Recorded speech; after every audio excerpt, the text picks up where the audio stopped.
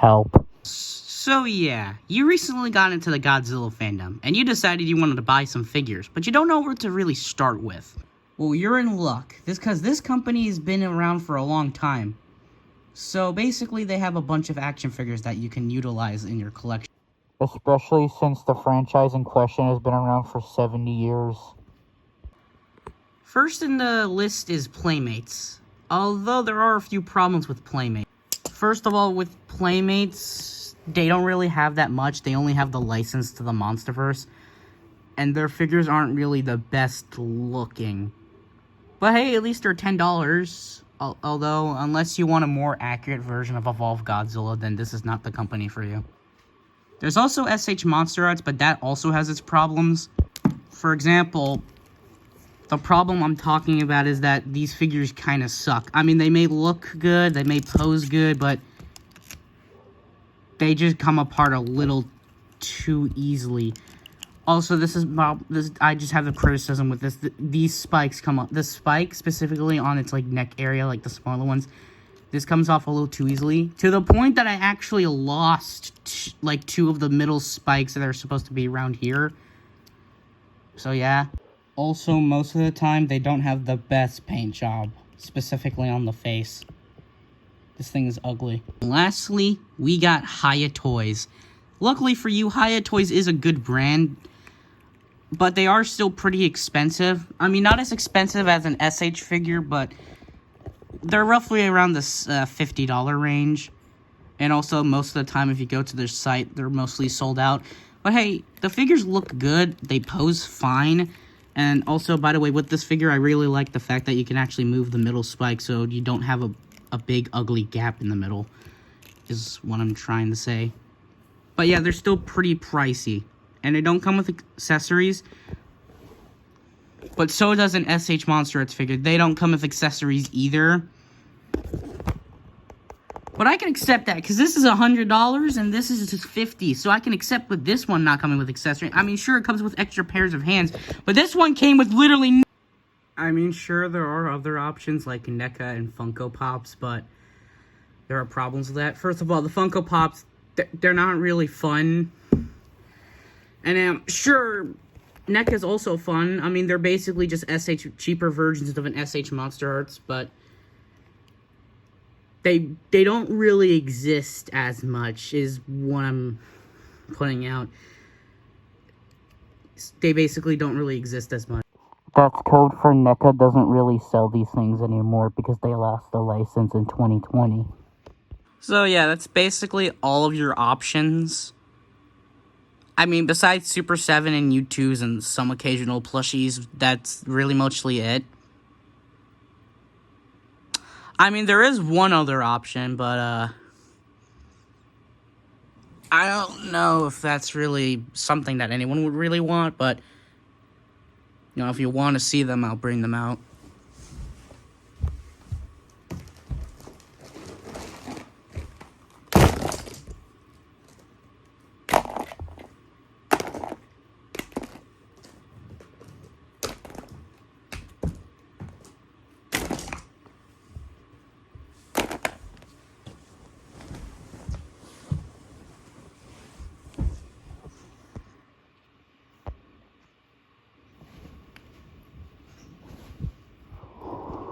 Say hello to Bandai figures.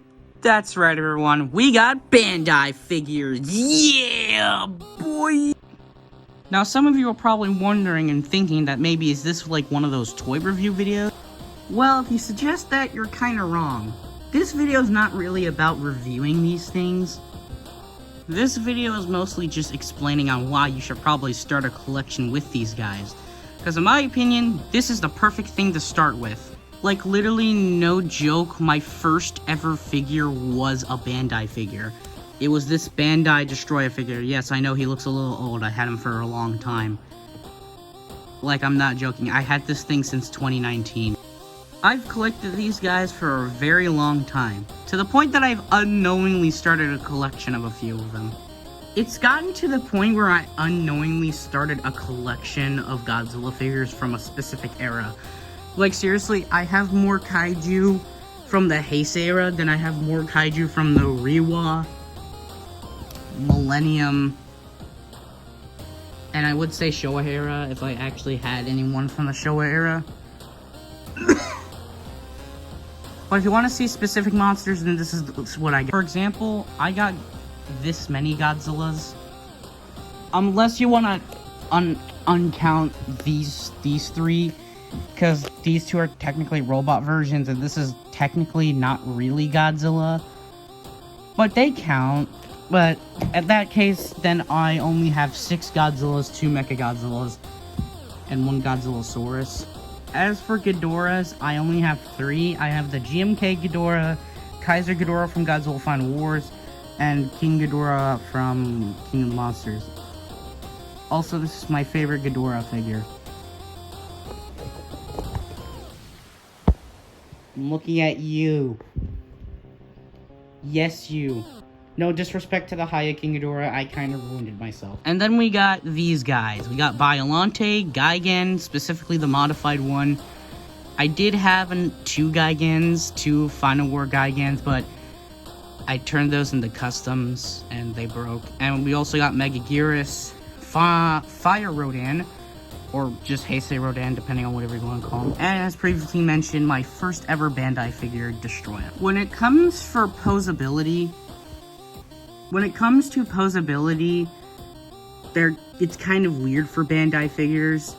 Like, for example, some may have a swivel at the head, have arms that go side to side, and legs that can go full 360, and no tail articulation. I mean, some of them do have tail articulation, but it's not always. But then there are some figures that have head rotation, arm rotation, and as previously mentioned, tail rotation, and just no rotation at the legs for some reason. I don't know why. In fact, some Godzilla figures either have arms that go 360 too, and sometimes no head articulation. So, yeah, pretty much. Heck, there's even some figures that barely have any articulation. For example, King Ghidorahs, they barely get any articulation. For example, Kaiser Ghidorah can only move his 2 legs at the front, not the back, for some reason. And, same thing for GMK, he can only move his leg. I think there are 2 different versions of Bandai King Ghidorah from GMK. There's the one that the Americans got, where it's basically just the exact same as this one. And then there's the one that the Japanese got in Japan, where you can actually move the wings and the heads are kind of posable. So yeah, we got gypped of Ghidorah, Kaiser Ghidorah. I mean, I still like this figure, but head articulation would have been good. As for King Ghidorah over here, leg swivel, and you can actually rotate the heads. Yeah. Now if you're wondering, are there some Bandai figures that I don't like? Well, so far there's only one, but there are a couple of contenders. Like, for example, the Heisei Mechagodzilla.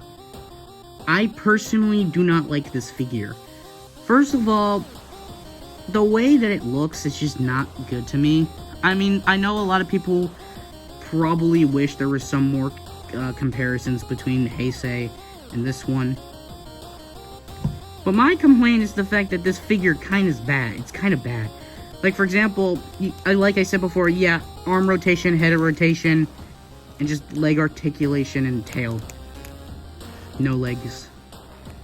But in my opinion, this figure is kind of bad. First of all, I don't know why, but it just feels small. Like, compared to most figures I have, this one just feels small. Like, he's not even like, they're not big. That's another problem Bandai figures have. Sometimes monsters are smaller when they probably should be a little bit bigger, you know what I mean? And also, this guy has kind of a loose arm. Not to the point where it's like, oh, it won't stay in the, no, I meant like, see, compared to this one where it's just like sturdier, but this one can just, the slightest of movements can move this arm. Pretty much, yeah. Hello guys, it's me on my animated self this time because I feel like it and I don't feel like sitting on the floor to do this video. Also, sadly, my character will not be as animated as much, so he's gonna be just blindly standing there with a smile on his face. Maybe if I'm more prepared for next time, maybe I'll do more pictures with more emotions, but that's if I ever do another video like this. But anyways, yeah, back to Bandai figures. Apparently there were a lot of them, and you can actually find them a lot. In fact, they were even found in 7-Eleven, but they looked like this. Yeah, I don't know why they looked like this. It kind of supposed to look like a slushie. Also, can I just call 7-Eleven Slurpees slushies? I don't know why, I just never liked calling them Slurpees. It's just, I've always called them slushies to me. It's always been slushies. I just don't like the way Slurpee sound. Another thing I should probably talk about Bandai figures is that there's some of them are going to be in like a neutral pose, but for some reason some of them are in like an action pose. I do not know why it's like this, but I could see why some people would have a problem with this, because, you know, there's people out there that like to pose their action figures and, you know, not keep them looking like stiffed things. So I guess the action pose works, but for the action poses, you probably want to put them in your own pose. And they made a lot of action pose versions. Like, there's this one I found, which I can understand. Like, some person wants to pose them in a way, but yeah, pretty much. There are even exclusive Bandai figures. Like, here's a few that I found. So yeah, Bandai figures were pretty much everywhere.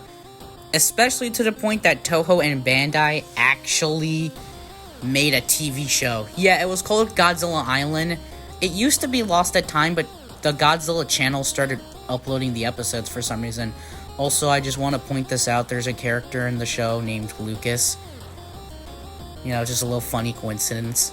I was always destined to be a Godzilla fan. Speaking of Godzilla Island, there are actually a lot of characters, and yes, you can actually buy figures of the characters. Even some made-up characters like Neo Hedorah, which is like Hedorah, but pink and blue, and it has mushroom powers, and it affected the food supply of the island, which is, I think, is a pretty cool version of the character. Also got Medic Jet Jaguar. His whole thing is that he's the doctor of the island.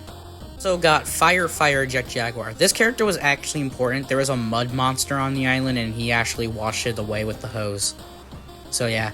We also got this black Mecha Godzilla. Yeah, this was a real character on the show. I don't know what the thought process was, but yeah, it's basically just a black Mecha Godzilla. There was also this guy, Hyper Mecha King Ghidorah, which is just Mecha King Ghidorah, but more robot. And we got this character, Fake Godzilla, who is kind of a robot, but isn't really that much shown as a robot. It's just a fake Godzilla. So yeah, that's a lot of Bandai figures. But also, what was really cool is that they even made Bandai figures of monsters that actually aren't even a part of the movies. Like Bagan. I mean, he was the only one made. Actually, there's two versions of Bagan. There's this version and this version. Sadly, I don't actually have Bagan, but I do know someone who has.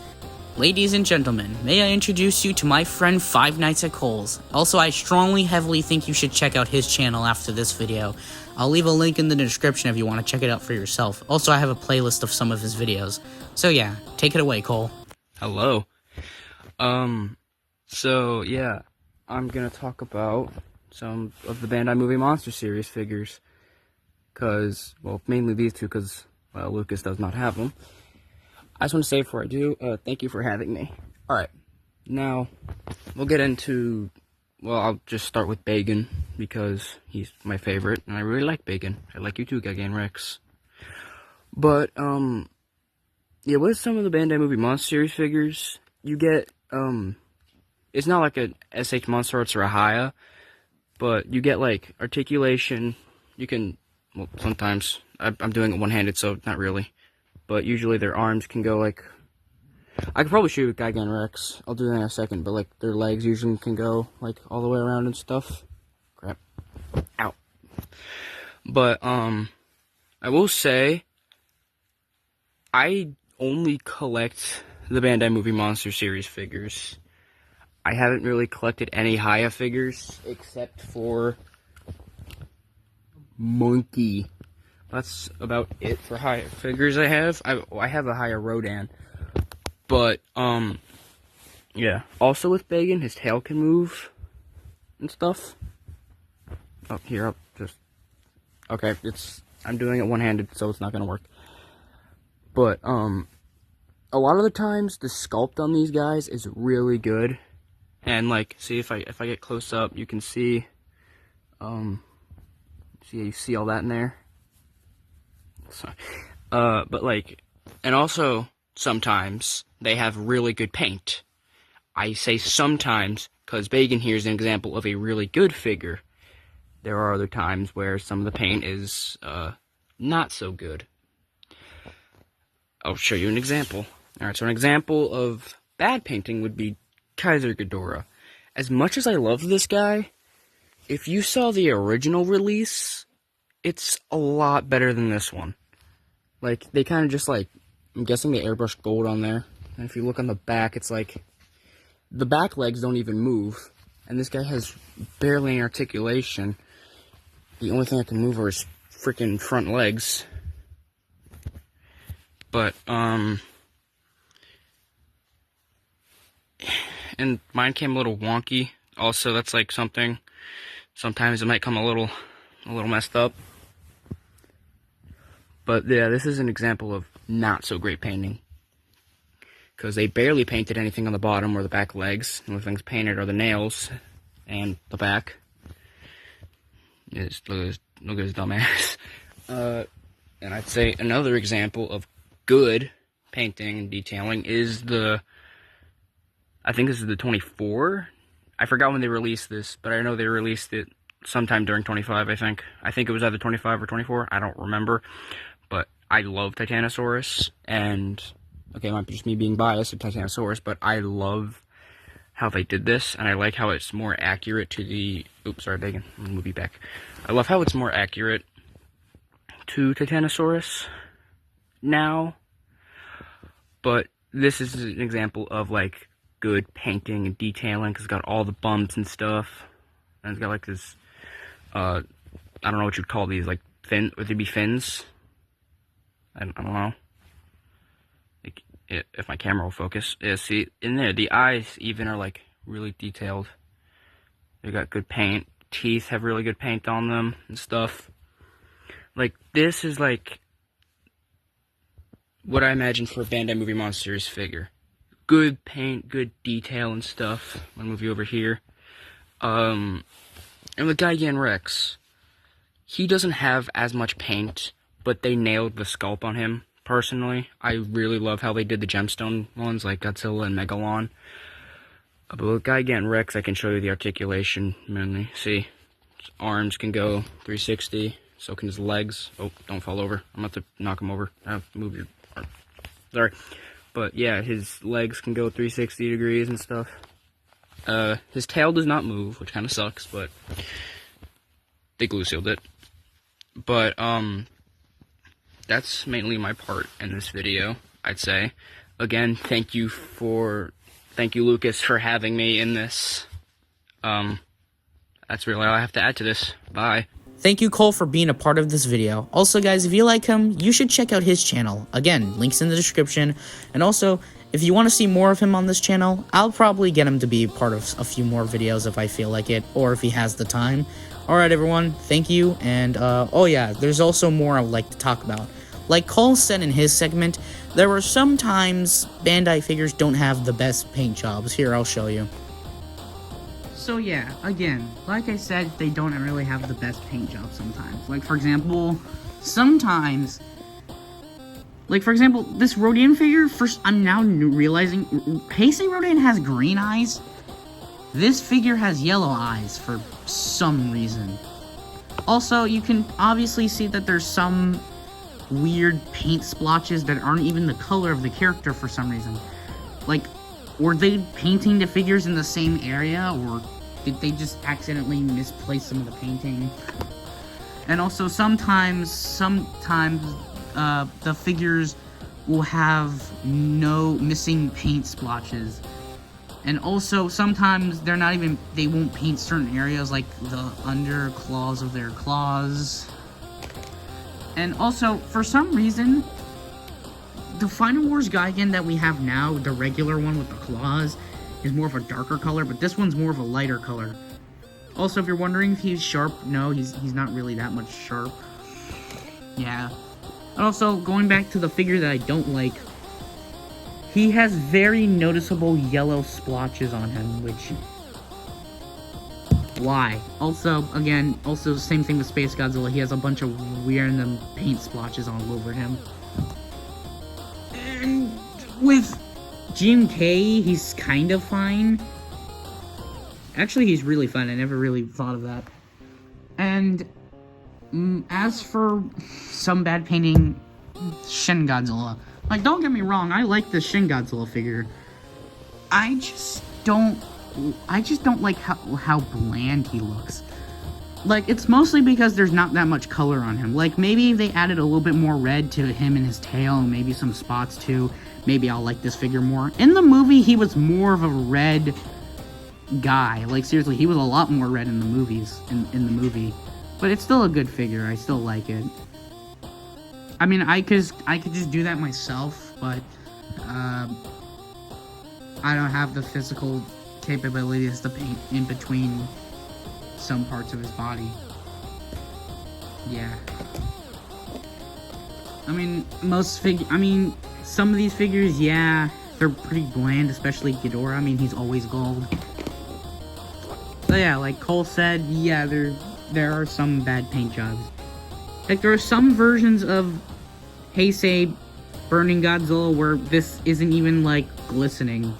Like, it's more of a metallic color for his, orange. But sometimes there isn't. Also, in my opinion, on who has better posability, it's this one. So yeah, that's all I have to say about the wonderful world of Bandai figures. At first, I wanted to individually review each of them, but this video has already gone over long enough. Like, I originally planned this video to be a little bit not as long. Like, now that I realize it, this video is, like, over, 10 minutes. I wanted it to be, in between that, 13 or 15. Great, now I feel like Cole when he was reviewing the Hex Springtrap plush. But yeah, again, as much as I would like to end this video like that, I just don't simply have the time for it. So yeah, thank you everyone for having the time to listen about Bandai figures. Also, do I think you need a plan with buying some of these things? No. I didn't have a plan when I was buying these things. I just bought whatever monster I liked or whatever monster I thought was cool. So yeah, that's all I think you should do with buying Bandai figures. Also, if you want to know when this started, when Bandai started, I have no idea. I've read some forums that said, oh, it started in the 80s or the 60s, but yeah, it's very unclear of when they started. So, yeah, for real now, goodbye. And thanks for watching. See you next time. Also, I think you should give a like and subscribe.